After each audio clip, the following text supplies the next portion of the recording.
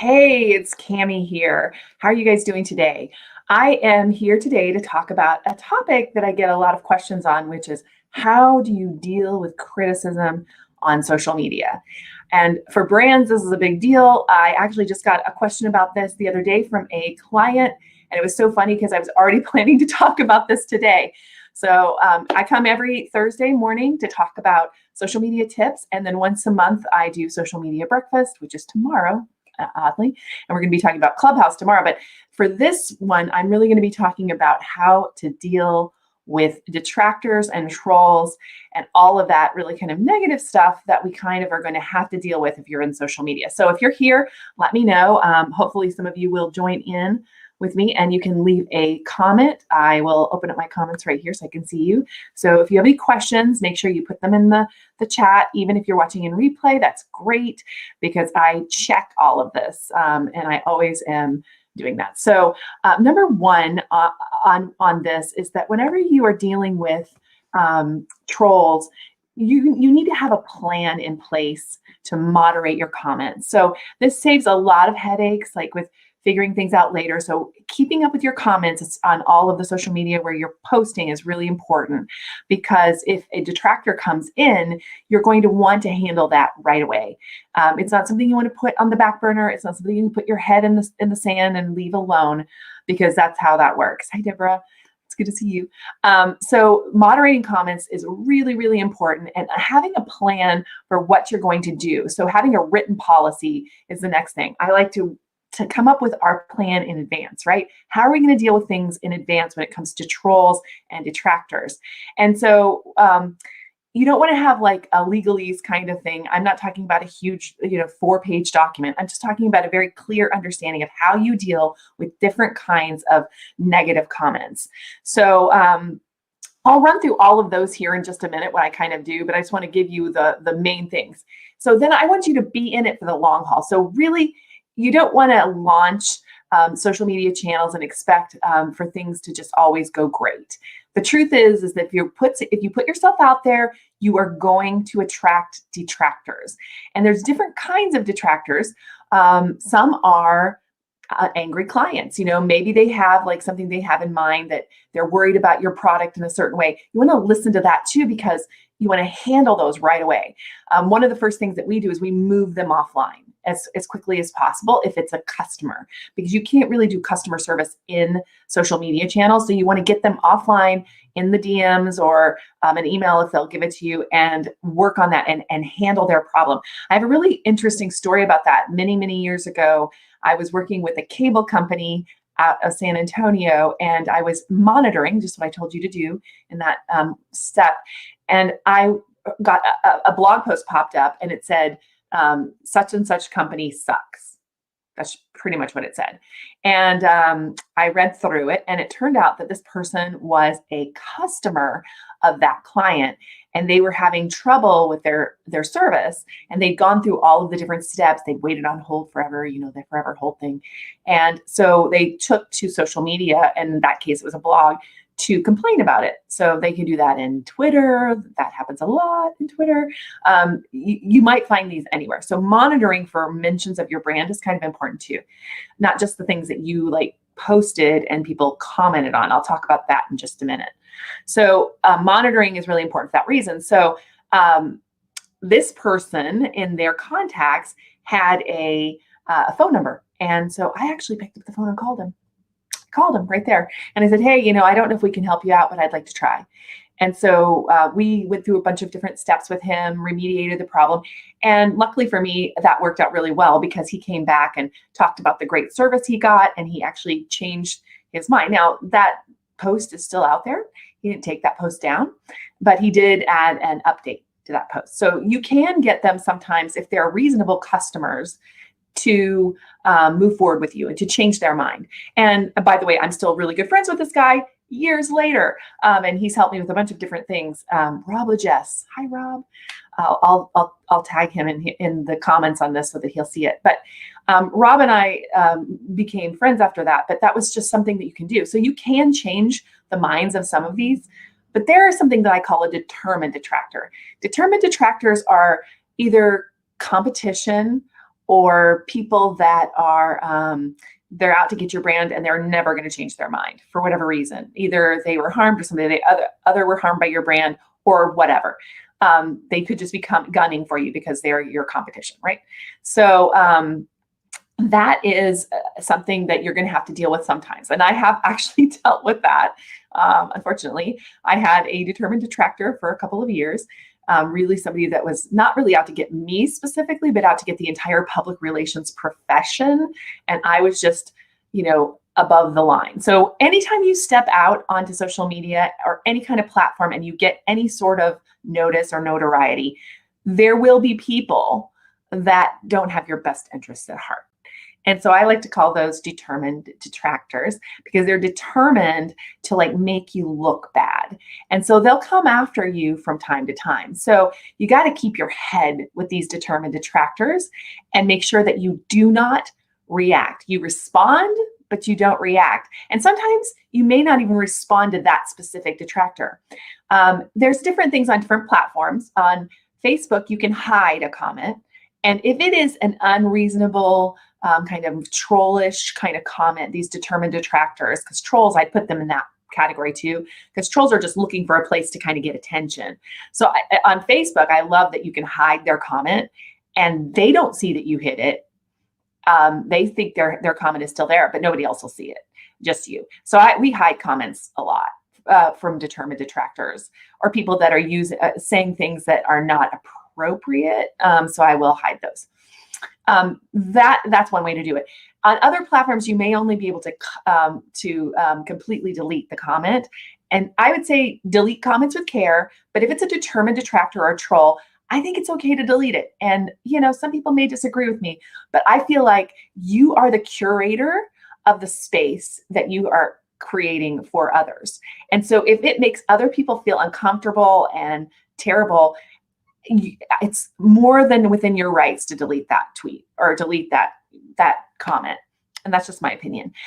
Now, if you're deleting comments because you don't want to face the music of your bad behavior as a company, that I disagree with. So if you have really good customers or customers in general complaining en masse about specific something, you need to address that thing.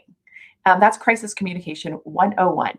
And even if that person won't change their mind, your comments to them will be watched by other people who will then make their decision about how they feel about your brand. That's the simple truth. So often you're not actually responding to the person that you are talking to. So say it's somebody that's never going to change their mind, but they have a point. Let's just say they have a point. Something went wrong in what you did. And they have a point. Or maybe they voice a concern that a lot of your customers might voice, especially right now with COVID and all of the things going on around this pandemic. There are things like, should we be meeting in person or should we be doing this? There's questions that people have in their mind that they may just say out loud, and it may make you feel uncomfortable.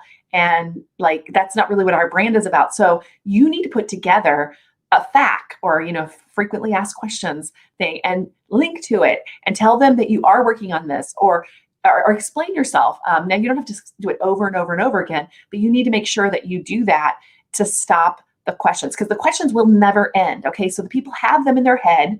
The really brave ones put them out there and spit them out at you. And it may feel like they're attacking you.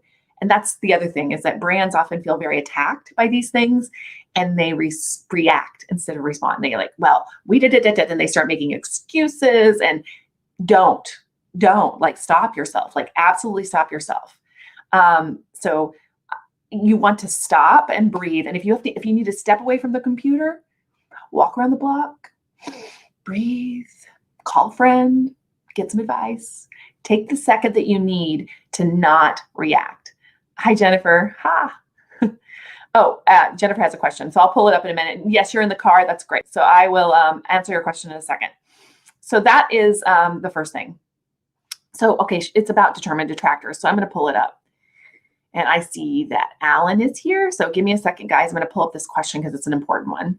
All right, here it is. So this is Jennifer. Hi. She is she's dialing in from LinkedIn. I have you guys coming from a bunch of different places. So the brand she's working for has a determined detractor who started a hate IG account. What is the best practice for dealing with that? This is so good. Thank you, Jennifer, for this question. This happens too. So one of the things you can do is report it to IG. And right now, I'm going to be honest, all of the platforms are really seriously under the gun about hate speech and that kind of thing. So I would report it, first of all.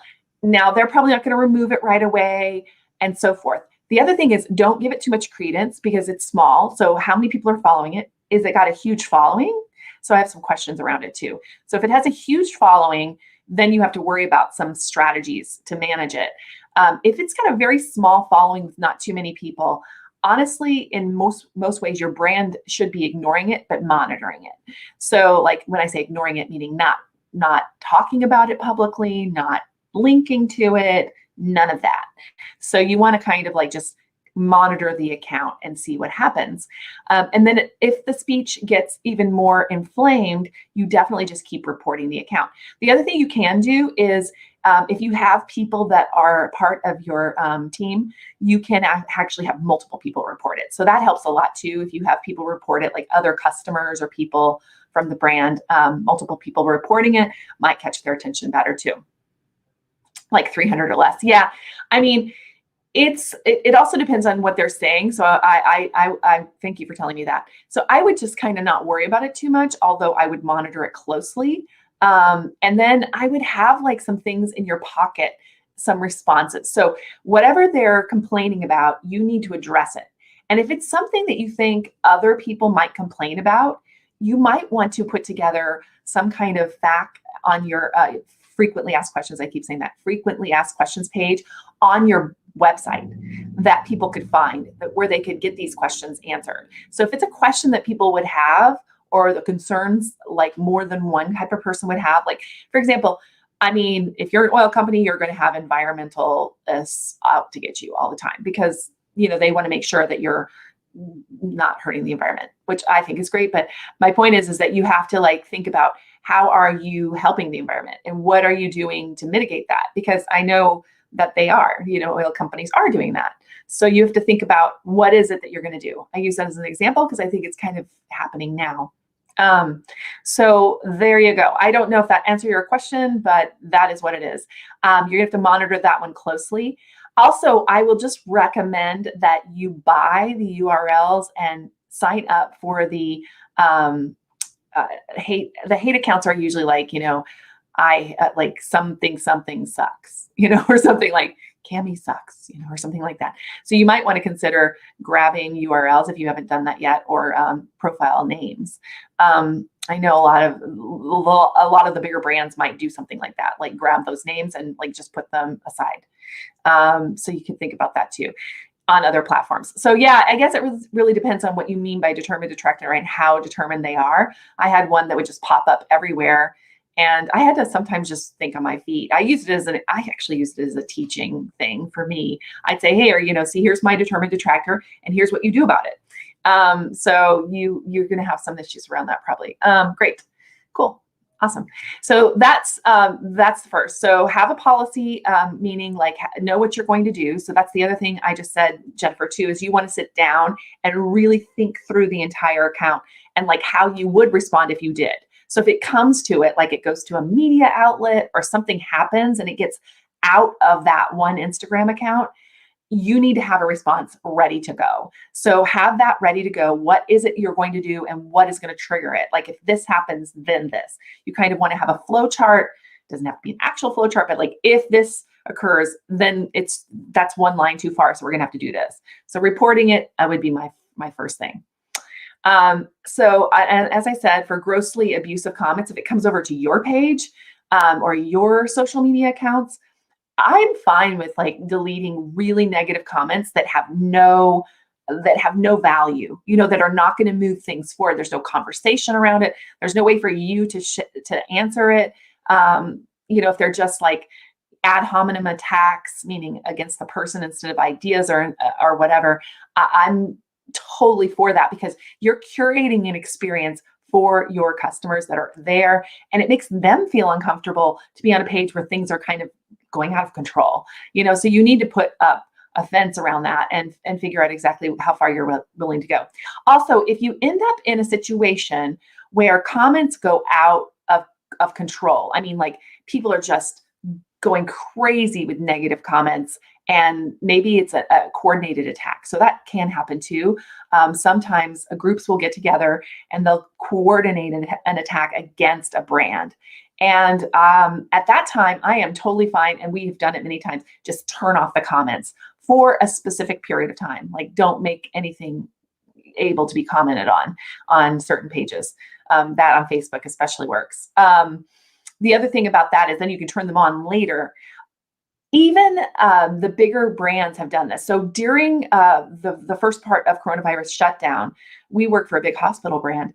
And one of the things that happened was Yelp turned off reviews for about 4 months at the beginning of the pandemic. And I think they did it because people were so stressed out that they were just, the number of negative reviews was really high because people couldn't go see their family in a hospital. They couldn't they didn't know what was going on. So when people don't know what's going on, they complain. They put all these in, and they didn't want to be overwhelmed with these negative results that honestly are not. There's nothing can be done about them, I guess is the point. And then they would clog up the system forever. So I just feel like that, a short pause is okay to breathe and everybody catch their breath, and then we can come back. But do not, do that in order to avoid responding. So even if you turn off comments, maybe all of your posts should then switch to be really about the crisis at hand. Like how people can get help, where they can go, all of that. So I would pause anything during a crisis like that had that was the normal stuff. Like, here's a fluff piece about this really great person who had a baby in the hospital or whatever. So you want to pause the sort of fluffy marketing-y stuff while these crises are happening. So during a big crisis, you need to be constantly putting out information about the crisis at hand, because anything you do, I've seen it before too, because people that, companies in crisis, even of their own crisis, financial crises or whatever. And then they put their CEO out there to talk about the new thing that they're offering. And then what happens is everybody asks them about the crisis. And they're like, well, why are they this is not what this is supposed to be about. It's supposed to be about the crisis, or it's supposed to be about our new product. And the truth is people are going to want what they want. And you have to know that and be responsive to it. And that's going to help you a lot when it comes to that kind of information. And so also making a place on your website that has a one pager that has all the information that people need, so that you can keep pushing people over to that, and you can change that as it needs to be changed. That's really helpful too. So we've done that a lot. One of the ninja trick that I haven't used in a while, when a company is in major distress, and maybe people are, GameStop, for example, if GameStop is, obviously nothing, you are not going to be able to go look up GameStop on Google without getting all of these trader stuff. But say GameStop wanted to put their voice into the game, and they wanted to make sure they appeared at the top of the results, they can just buy an ad, like a Google ad.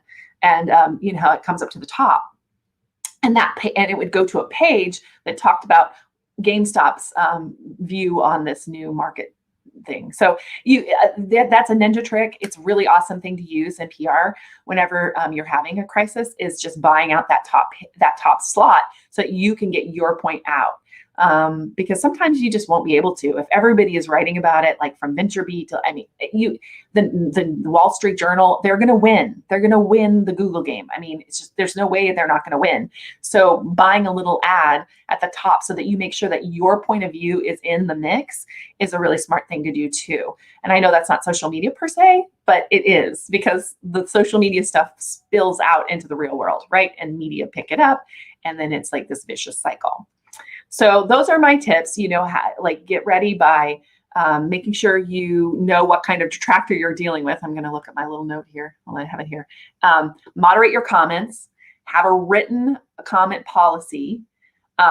ban grossly abusive comments. It's fine. And definitely go and to those accounts and make sure you ban them if you need to, say Google, this is a problem, or Facebook, or whoever. Make sure you let people know that that's happening. You want to report them.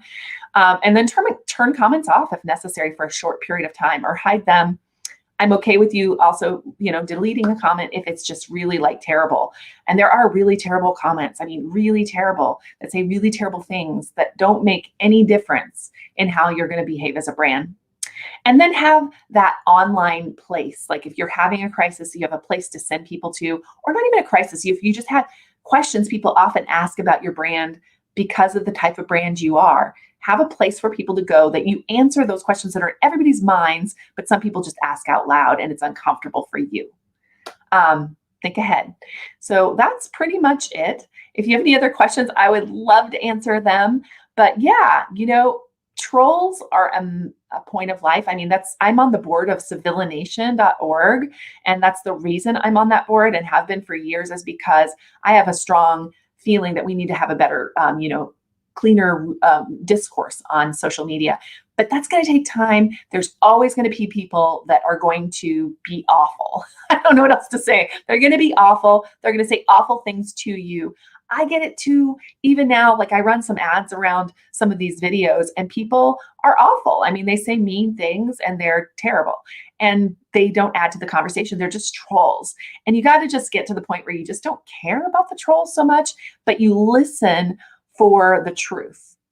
Listen for the truth. Listen for the things that you may need to adjust in your business, that you may need to address because people have a misperception of what it is. And then just do that. Don't get emotional about it. I know it's hard. And if you do, take a minute, breathe, walk around the block. Have somebody who's your lifeline, that you can call up and say, these people. And then they can calm you down, make sure it's somebody that's not like going to amp you back up.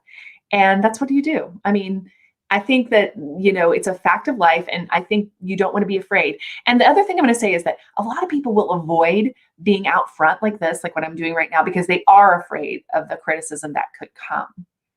And I would just say, just get out there and do things, because people are waiting for you to help them. Like, people need what you have to offer. So as a customer, or if you sell a product or whatever it is you do, people need to hear from you. And so I would say, if there's a way for you to, kind of put a framework in place ahead of time, and then just expect it to happen. Expect people to be negative to you. Expect it. It's just going to happen.